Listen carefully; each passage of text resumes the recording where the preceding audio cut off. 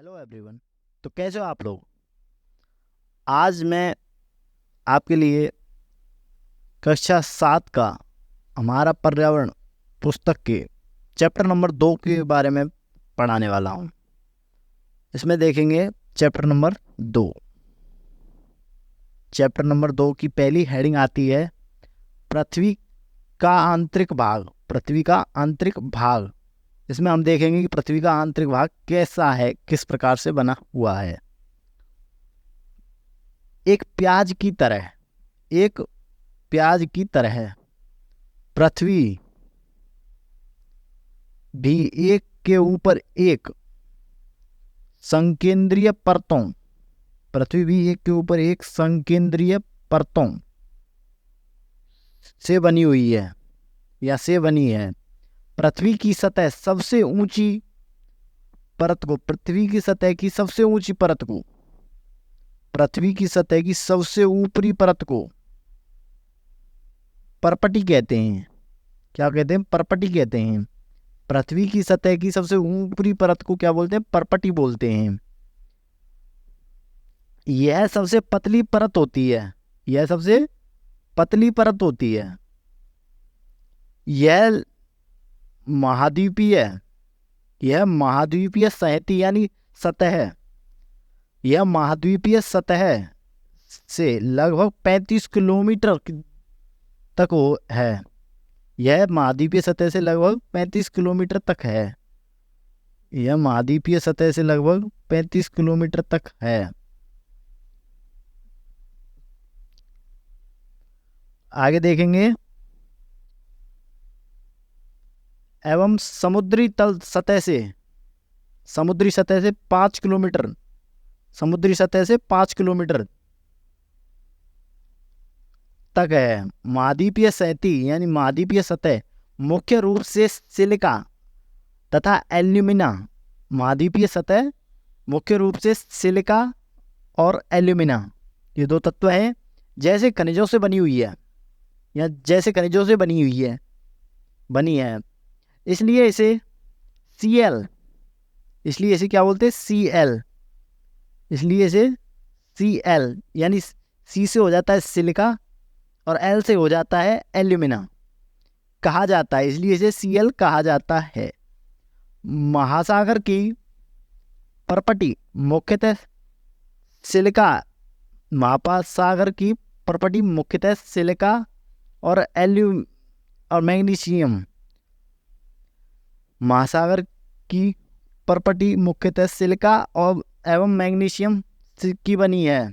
इसलिए इसे सिलिका और मैग्नीशियम की बनी हुई है तो इसे बोल देंगे सी से हो जाता है सिलिका और मैं से हो जाता है मैग्नीशियम। सी में बोल देंगे तो सी से सिलिका और मैं से मैग्नीशियम।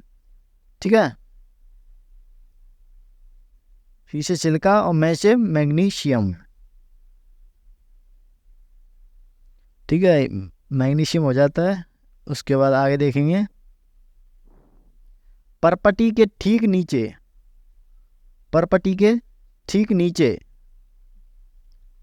मेटल होता है। परपटी के ठीक नीचे क्या होता है? मेटल होता है। परपटी के ठीक नीचे मेटल होता है। परपटी के ठीक नीचे मेटल होता है। परपटी के ठीक नीचे मेटल होता है तो मेटल की क्या खासियत है भाई? मेटल होता है। परपटी के ठीक नीचे क्या होता है? मेटल।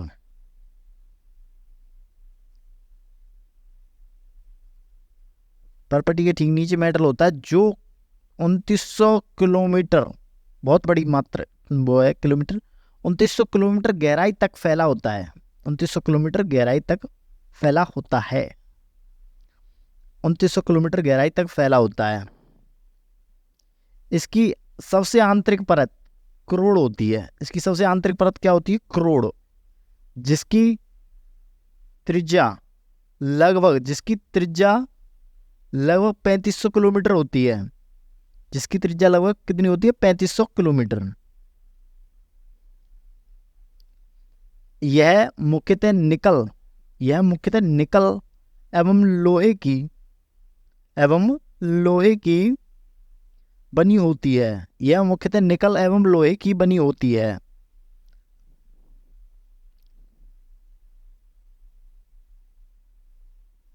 यह निकल एवं लोहे की बनी होती है, इसलिए इसे निफे यानी नी से हो जाता है निकल, फे से हो जाता है फेरस यानी लोहे, फेरम, फेरस बोला जाता है। आयरन होता है जिससे तुम कहते हैं। क्रोड़ का क्रोड़ का तापमान व दाब उच्च होता है। क्रोड़ का तापमान व दाब कैसा होता है? उच्च होता है। क्रोड़ का तापमान व दाब उच्च होता है। अब आते हैं पृथ्वी की आंतरिक भाग। पृथ्वी का आंतरिक भाग किस प्रकार से बना हुआ है, कैसी उसकी संरचना है, उसके बारे में देखेंगे। पृथ्वी की संरचना के बारे में देखते हैं सबसे पहले।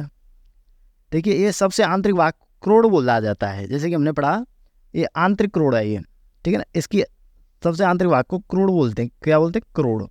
और क्रोड़ की लंबाई कितनी होती है? 3500 किलोमीटर। क्रोड़ की लंबाई 3500 किलोमीटर, ठीक है ना। इसके बाद जो जो बाहरी परत आती है, ऊपरी परत, उसको बोलते हैं मेटल। क्या बोलते हैं? मेटल। मेटल जो होता है वो स्थलमंडल या फिर जो परपटी होती है, परपटी और क्रोड़ के मध्य का भाग होता है, जिसकी लंबाई होती है 2900 किलोमीटर होती है। इसकी लंबाई कितनी होती है? 2900 किलोमीटर। 2900 किलोमीटर इसकी लंबाई होती है। इसमें दो प्रकार के होते हैं, जैसे आंतरिक वाली क्रोड़ की आंतरिक वाली साइड को आंतरिक क्रोड़ और बाह्य वाली साइड को बाह्य क्रोड़ बोल देते हैं, ठीक है। इसी प्रकार से आंतरिक मेटल क्रोड़, बाह्य मेटल है, ठीक है। उसके बाद आती है स्थलमंडल की सीमा। स्थलमंडल आता है 5 से 35 किलोमीटर, ठीक है। मेटल के बाद में 5 से 35 किलोमीटर तक स्थलमंडल रहता है। इसे परपटी भी कहते हैं। जो 84% भाग है पृथ्वी का, वो मेटल का बना हुआ है। 1% भाग, 84% भाग मेटल का बना हुआ है, 1% भाग परपटी पर है, और 15% भाग आंतरिक क्रोड़ या क्रोड़ के रूप में है, क्रोड़ के रूप में बना हुआ है। आगे देखते हैं। और एक और बात कि पृथ्वी की त्रिज्या जो है ना, वो 6371 किलोमीटर है। 6371 किलोमीटर है पृथ्वी की त्रिज्या। विश्व की सबसे गहरी खान, विश्व की सबसे गहरी खान दक्षिण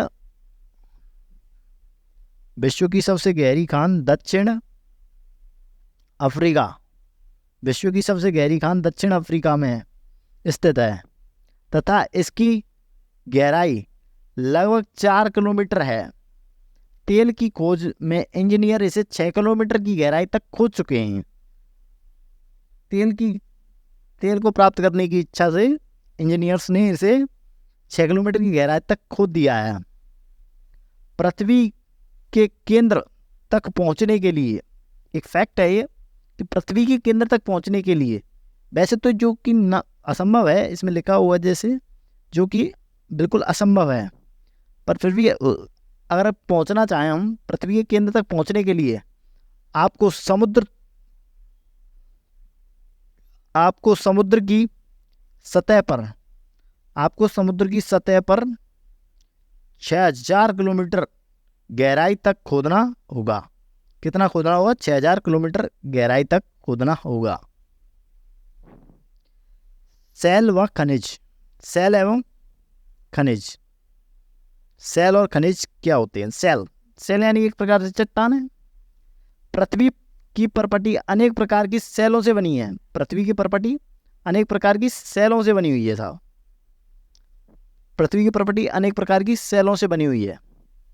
पृथ्वी की परपटी बनाने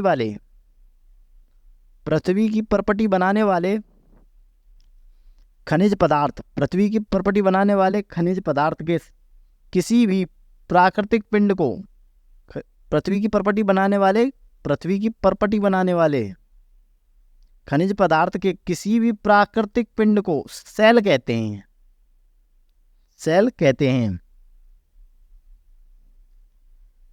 सेल विभिन्न रंग, आकार और गठन की हो सकती है। सेल के प्रकार कितने? 3। आग्नेय सेल, कायांतरित सेल और अवसादी सेल, इस प्रकार से कुछ होती हैं। देखते हैं हम सबसे पहले आग्नेय सेल। आग्नेय सेल में पहला आता है आग्नेय सेल। इसे इग्नियस भी बोला जाता है। इग्नियस सेल या आग्नेय सेल। द्रवित मैग्मा ठंडा होकर ठोस हो जाता है। ये तो बिल्कुल होगा, जब द्रवित मैग्मा जब द्रवित होता है तो ठंडा होकर जब ठोस होता है तो उस प्रोसेस के द्वारा ये आग्नेय सेल बनती हैं। देखते हैं आगे और क्या कह रहा है। द्रवित मैग्मा ठंडा होकर ठोस हो जाता है। इस प्रकार बने सेलों को आग्नेय सेल कहते हैं। इन्हें प्राकृतिक सेल भी कहते हैं। इन्हें प्राकृतिक सेल भी कहा जाता है या कहते हैं। ये दो प्रकार की होती हैं। कितने प्रकार की होती हैं? दो प्रकार की होती है। एक बहिर्वेदी सेल आग्नेय सेल और एक अंतर्वेदी आग्नेय सेल। तो बहिर्वेदी को देखते हैं हम पहले। जब द्रवित लावा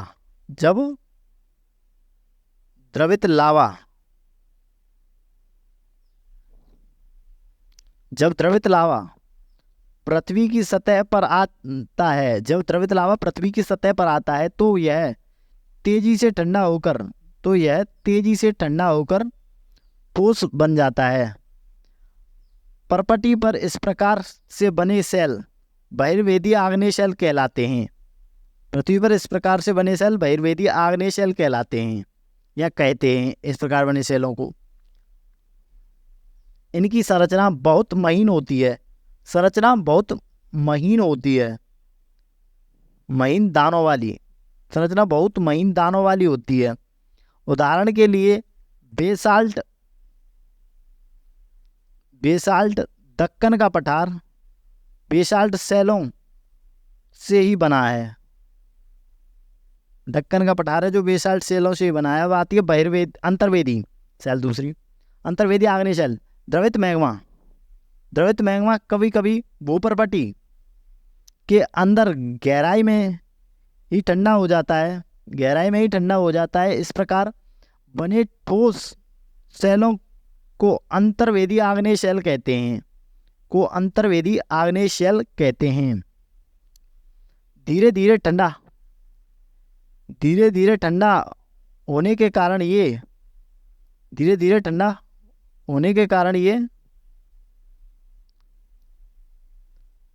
थोड़ी प्रॉब्लम आ जाती है कभी कभी। धीरे धीरे ठंडा होने के कारण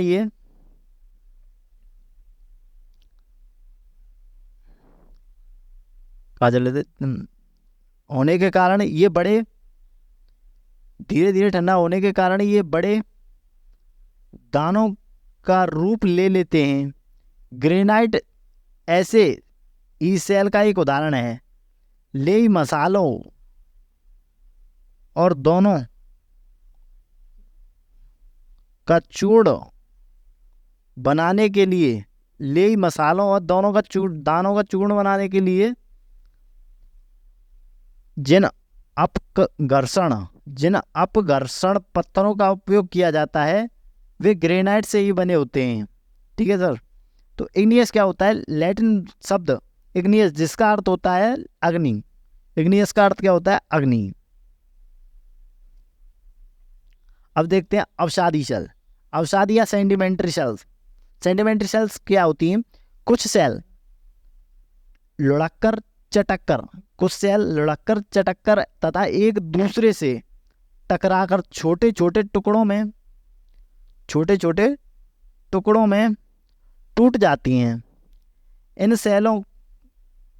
इन छोटे कणों को अवसाद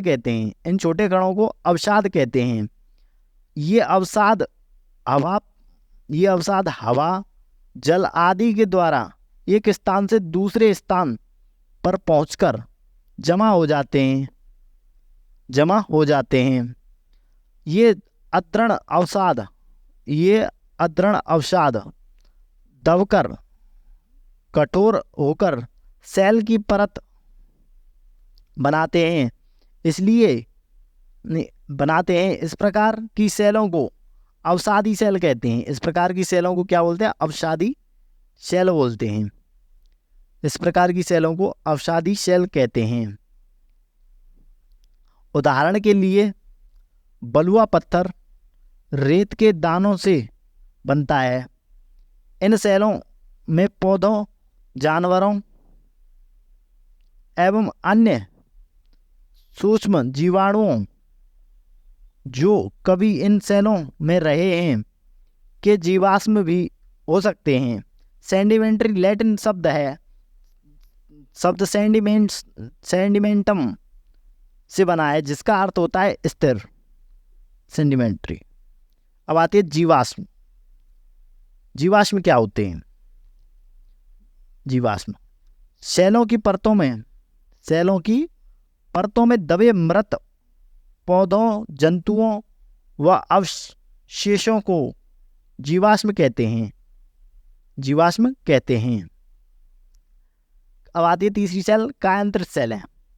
कायांतरित या मेटामोर्फिक सेल आग्नेय एवं अवसादी सेल उच्च ताप एवं दाब के कारण कायांतरित सेलों में परिवर्तित हो जाती हैं। उदाहरण के लिए चिकनी मिट्टी स्लेट में एवं चूना पत्थर संगमरमर में परिवर्तित हो जाता है। मेटामोर्फिक का क्या अर्थ होता है? मेटामोर्फिक जो है ना, वो ग्रीक भाषा का शब्द है। वहीं सेडिमेंट्री और इग्नियस जो है वो लैटिन भाषा के शब्द हैं। मेटामोर्फिक ग्रीक भाषा का शब्द है, मेटामोर्फस से बना है। ग्रीक भाषा के शब्द मेटामोर्फस से बना है, जिसका अर्थ होता है रूप परिवर्तन। ठीक है ना। लाल किला लाल बलुआ पत्थर से बना हुआ है। लाल किला किससे बना हुआ है? लाल बलुआ पत्थर से। ताजमहल सफेद संगमरमर से बना हुआ है। ठीक है सर। अब आता है सेल चक्र क्या होता है? सेल चक्र मतलब एक सेल दूसरे सेल में परिवर्तित होती है, फिर वही दूसरी सेल तीसरी में होती है, वो तीसरी पहले में होती है। इस प्रकार से ये चक्र चलता रहता है। देखते हैं उसको। एक सेल से दूसरी सेल में परिवर्तित होने की प्रक्रिया को सेल चक्र कहते हैं। ठीक है सर। मैग्मा है ये, मैग्मा ये ठंडा होकर के आग्नेय बन जाएगा भाई। आग्नेय सेल बनेगा। आग्नेय सेलों से अवसाद बनेंगे। आग्नेय सेलों से क्या बनेंगे? अवसाद। आग्नेय सेलों से क्या बनेंगे? अवसाद। ये इससे ही अवसाद।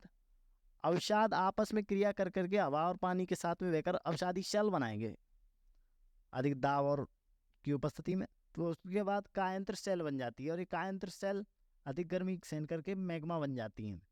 और आग्नेय सेल डायरेक्ट कायांतरित भी हो सकती हैं। ठीक है। तो सर यहाँ दोस्तों, यहाँ पर था हमारा ये आज का वीडियो। देखने के लिए धन्यवाद। Like share and subscribe my channel. Thank you.